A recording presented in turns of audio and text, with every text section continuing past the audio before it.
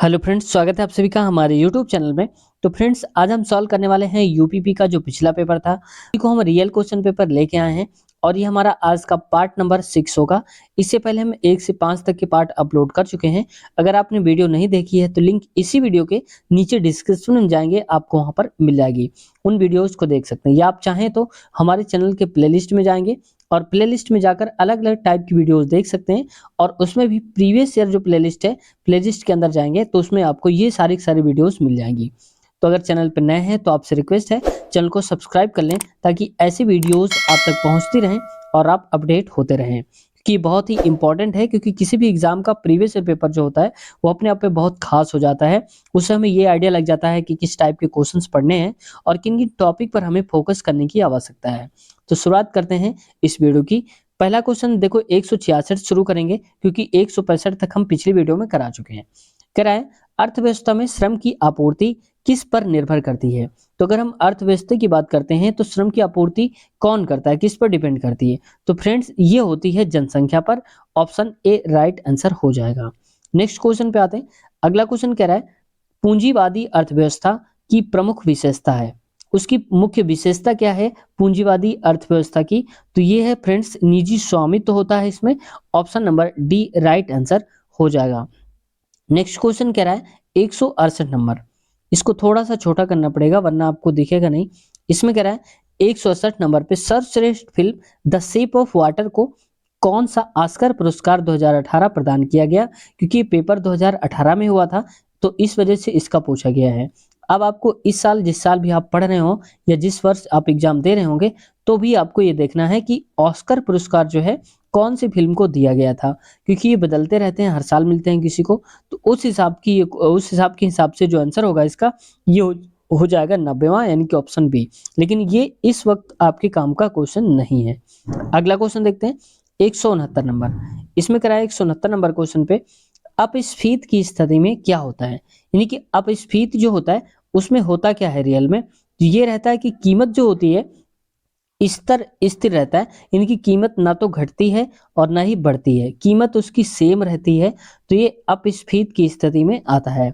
Next question में आते हैं 170 नंबर क्वेश्चन।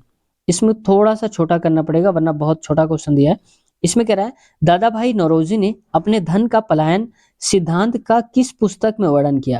यानी कि दादा भाई नौरोजी जो है उन्होंने एक पुस्तक लिखी थी जिसमें धन का पलायन एक सिद्धांत दिया था। तो ये बोला गया है किस पुस्तक में किया है उन्होंने। तो ये किया था friends poverty and un British rule in India. Option B right answer है। नेक्स्ट 171 नंबर पे आते हैं। अगला है कि समुद्र में ज्वार भाटा किसके कारण आता है, किस वजह से ज्वार भाटा आता है। तो अब देखो फ्रेंड्स, इसका जो राइट आंसर है वो क्या है, सूर्य और चंद्रमा का संयुक्त प्रभाव पड़ता है। तो ऑप्शन इसका हो जाएगा सी राइट आंसर। क्योंकि सूरज जो होता है उसकी कुछ ग्रेविटी होती है, चंद्रमा की अपनी एक ग्रेविटी होती है। इस वजह से समुद्र की जो लहरें होती हैं ऊपर उठती हैं। ऊपर उठने को हम ज्वार बोलते हैं और जब वही लहर नीचे गिरती है तो उसको भाटा कहते हैं। और इस वजह से इस प्रोसेस को हम कह देते हैं ज्वार और भाटा। समझ गए होंगे आप। ये सूर्य और चंद्रमा की वजह से होता है, पृथ्वी का इसमें कोई रोल नहीं है। अगला क्वेश्चन पे आते हैं 172 नंबर। और इसमें कह रहा है 172 नंबर पे भारत में सूती वस्त्रों का दूसरा सबसे बड़ा उत्पादक। देखो अब यहाँ पर घुमा दिया है क्वेश्चन को, कह सकता था पहला, लेकिन उसने क्या बोला, दूसरा सबसे बड़ा उत्पादक कौन सा है। तो दूसरा की अगर हम बात करेंगे तो ये हो जाएगा Gujarat. Option number D right answer है। नेक्स्ट क्वेश्चन 173 नंबर पे आते हैं। कह रहा है कि कौन सी नदी बांग्लादेश में पद्मा नाम से जानती है। किस नदी को हम बांग्लादेश में जानते हैं पद्मा के नाम से। तो ये राइट आंसर है फ्रेंड्स गंगा को। ऑप्शन बी, यानी कि जिसको हम यहाँ पर गंगा बोलते हैं उसको बांग्लादेश में पद्मा नाम से जानते हैं, जहां पर नीचे बंगाल की खाड़ी में गिर भी जाती है। आगे आते हैं 174 नंबर। इसमें कह रहा है क्वेश्चन में कि सबसे छोटा महासागर कौन सा है। तो इसको कौन कर लो आप, ये कौन हो जाएगा। तो इसका राइट आंसर हो जाएगा आर्कटिक महासागर। ऑप्शन बी राइट आंसर है। ठीक है। अगला क्वेश्चन पे आते हैं 175 नंबर। मैं ऐसा इसलिए जल्दी से करवा रहा हूं ताकि कम समय में आपका बहुत सारा रिवाइज हो जाए। आगे कहता है नेक्स्ट क्वेश्चन, इसमें है कि अंतर्राष्ट्रीय क्रिकेट परिषद की पहली महिला स्वतंत्र निदेशक किसे नियुक्त किया गया?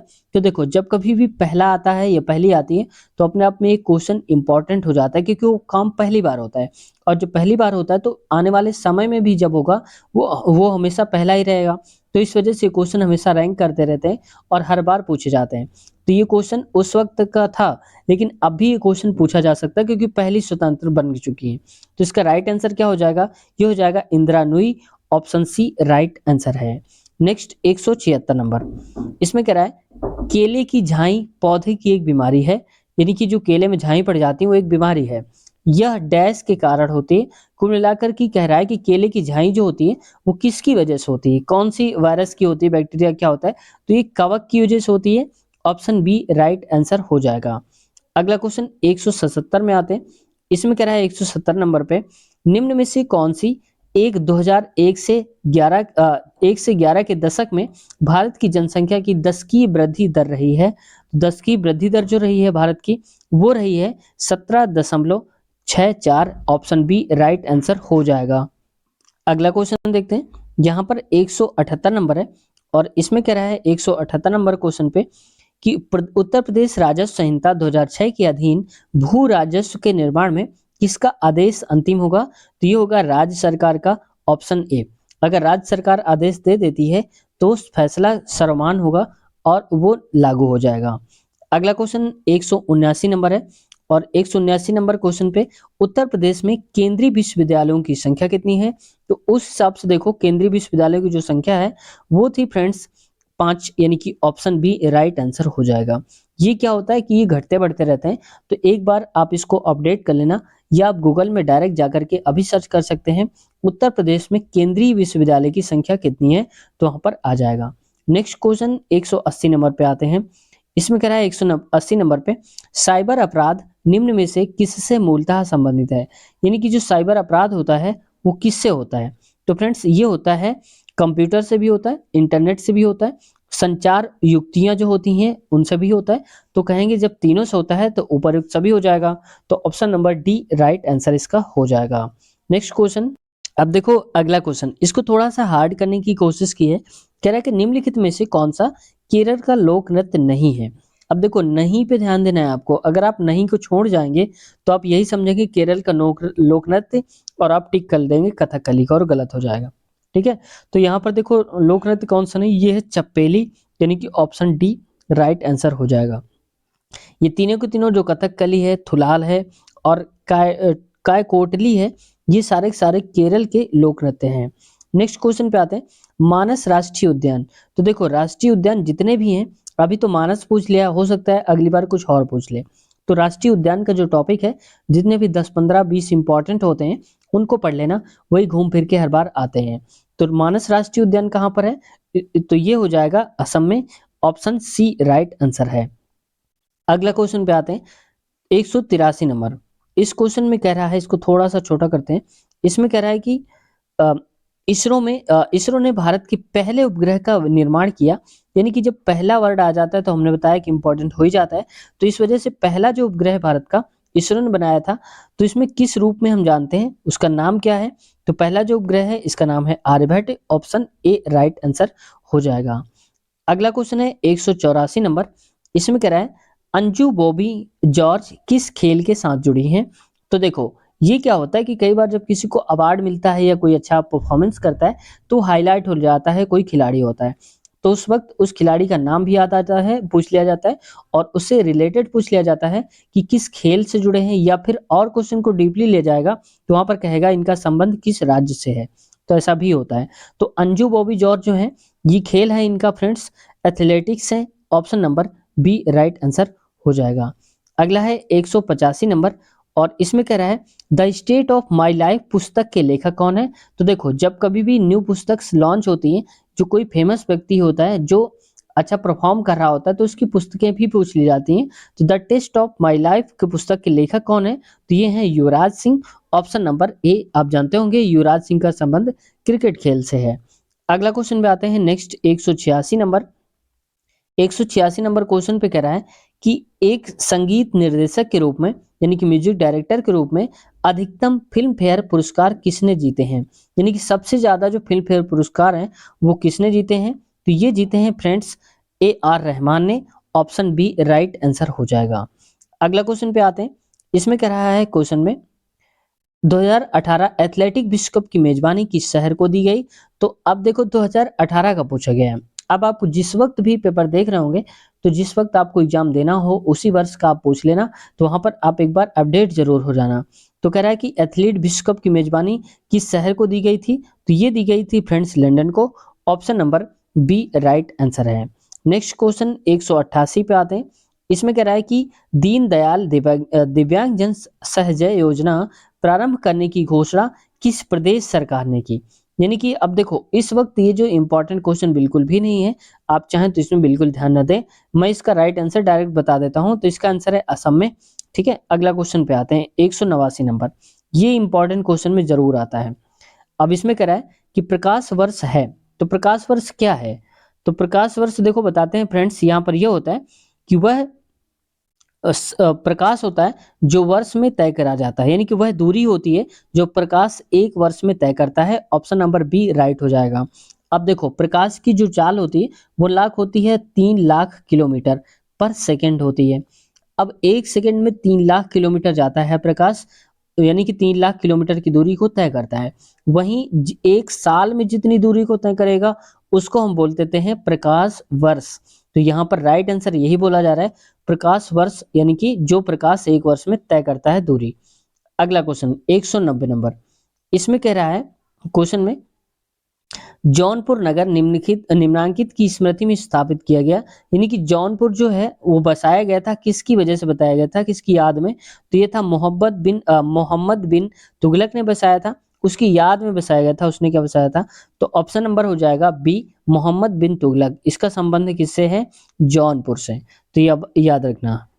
अगला क्वेश्चन, विराट कोहली ने टेस्ट कप्तान के रूप में सर्वाधिक दोहरे शतकों के लिए किस क्रिकेटर को पीछे छोड़ दिया है। ये उस वक्त की बात है, करंट अफेयर का क्वेश्चन है, तो अभी के हिसाब से क्वेश्चन इंपॉर्टेंट नहीं है, लेकिन फिर भी मैं इसका आंसर आपको बता देता हूं। तो ब्रायन लारा इसका राइट आंसर है। अगले क्वेश्चन की तरफ बढ़ते हैं। 192 नंबर। इस क्वेश्चन में कह रहा है 192 नंबर पे कि कौन भारतीय क्रांति की मां कहलाती हैं, तो भारतीय क्रांति की जो मां है वो कहलाती हैं फ्रेंड्स भीकाजी रुस्तम कामा। आपने सुना होगा कि इनका डायरेक्ट नाम भीकाजी कामा पढ़ते हैं, तो ऑप्शन नंबर डी राइट हो जाएगा। भीकाजी रुस्तम कामा इनका पूरा नाम है। अगला क्वेश्चन 193 पे आते हैं। 193 क्वेश्चन कह रहा है हमारा, थोड़ा छोटा करते हैं। इसमें कह रहा है कि किसने भारतीय राष्ट्रीय कांग्रेस पर प्रार्थना, याचना तथा विरोध की राजनीति करने का आरोप लगाया है, तो ये किसने लगाया था, तो ये फ्रेंड्स लगाया था बाल गंगाधर तिलक ने। ऑप्शन बी राइट आंसर हो जाएगा। अगला 194 की बात करते हैं।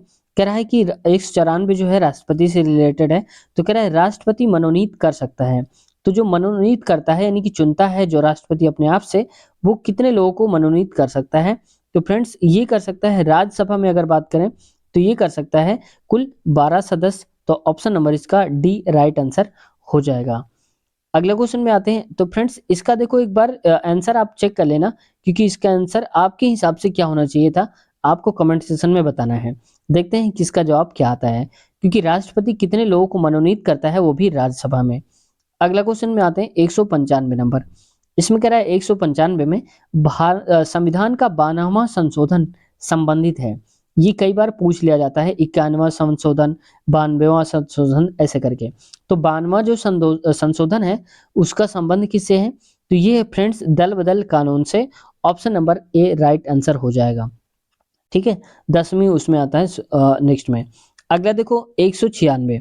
इसमें कह रहा है 196 नंबर पे आंतरिक सुरक्षा का क्या अर्थ है, तो जो आंतरिक सुरक्षा हम जिसे कहते हैं उसका अर्थ यही होता है कि आंतरिक रूप से हम भयमुक्त हों। Option number C right answer है, यानी कि अंदर से हमें कोई डर न रहे, उसकी वजह से हम सुरक्षित महसूस करें। Option C. अगला 197 नंबर क्वेश्चन है। उसमें कह रहा है 197 नंबर क्वेश्चन पे पारिस्थितिकी तंत्र में उच्चतम पोषण स्तर प्राप्त है, तो सबसे ज्यादा जो पोषण स्तर होता है पारिस्थितिकी तंत्र में वो किस पर है, तो ये है सर्वाहारी को। Option number C. क्योंकि सबसे ज़्यादा जो खाने की चीज़ें हैं वो सर्वाहारी को मिलेंगी, क्योंकि वो शाकाहारी भी है और मांसाहारी ही भी है। तो शाकाहारी की चीज़ें भी खाएगा और मांसाहारी की चीज़ें भी खाएगा, तो सर्वाहारी से कहलाते हैं, यानी कि उसको जो भी मिलता है वो सब कुछ खाता है। जबकि यहाँ पर अगर हम कहें शाकाहारी केवल होगा, तो शाकाहारी केवल हरी घास-फूस या फिर सब्जियाँ ऐसे करके खाएगा, अनाज दाने। तो और जबकि मांसाहारी क्या है, जीवों को खाएगा, उनका मांस खाएगा, तो वो होता है जीवा। लेकिन जो सर्वाहारी होता है, वो दोनों खाता है, इसका भोजन तो करेगा ही करेगा, प्लस इसका भी भोजन करेगा, तो दोनों ही एक साथ हो जाते हैं। कौन? सर्वाहारी सबसे ज़्यादा उच्चतम पोषण। अगला है 198 में आते हैं। 198 क्वेश्चन है, मक्का में सफेद कली किस तत्व की कमी से होती है? अब देखो, उसके पहले पूछा गया था केले में कौन सा रोग होता है, और इसमें अब कह रहा है कि मक्का में जो सफेद कली लग जाती है वो किस तत्व की कमी हो जाने पर होता है? तो ये है जिंक की, ऑप्शन बी। अगर जिंक की कमी हो जाएगी तो मक्का जो हम बोएंगे उसमें से सफेद सफेद सी कली जमा हो जाएगी। नेक्स्ट क्वेश्चन में आते हैं 199 नंबर पे।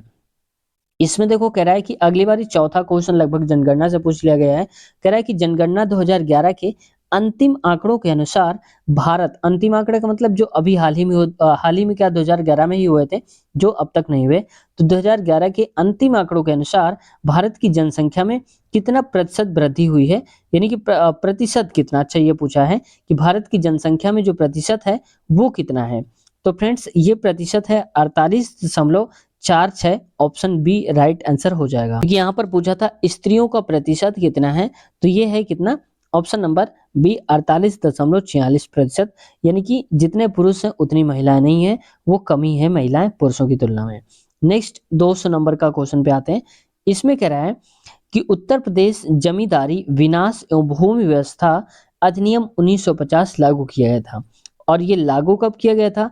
तो ये था 6 जनवरी 1951 को। तो ऑप्शन इसका सी राइट आंसर हो जाएगा, 6 जनवरी 1951।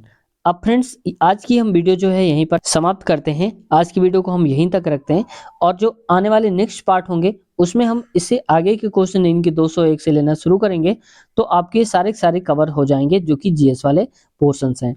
इसके पहले हमने कई सारे पार्ट्स करवा दिए हैं, अगर आपने नहीं देखा है तो इसी वीडियो के नीचे डिस्क्रिप्शन में आपको लिंक मिल जाएगी, आप वहां से आसानी से देख सकते हैं।